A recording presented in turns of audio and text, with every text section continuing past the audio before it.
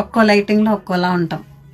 And ఒక్కొక్క పోర్షన్లో అంటే ఒక్కొక్క సైడ్స్లో ఒక్కోలా కనిపిస్తారు మనిషి.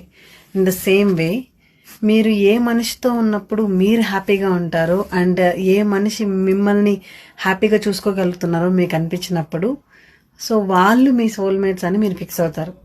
అంతేగాని హర్రీబరీగా ఏజ్ అయిపోతుందనో లేకపోతే ఏదో అరే టైం అయిపోతుంది మనం ఎవరో ఒకరిని మన జీవితంలో కొనిచ్చుకోవాలి అని చెప్పేసి పోయి don't select wrong option, don't go with the wrong option.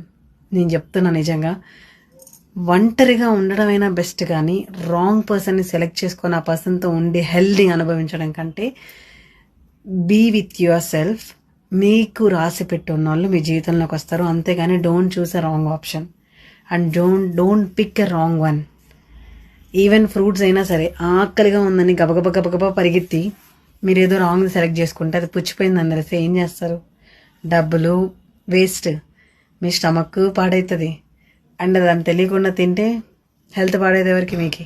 So select a right thing, select a right option and choose a right path. Okay.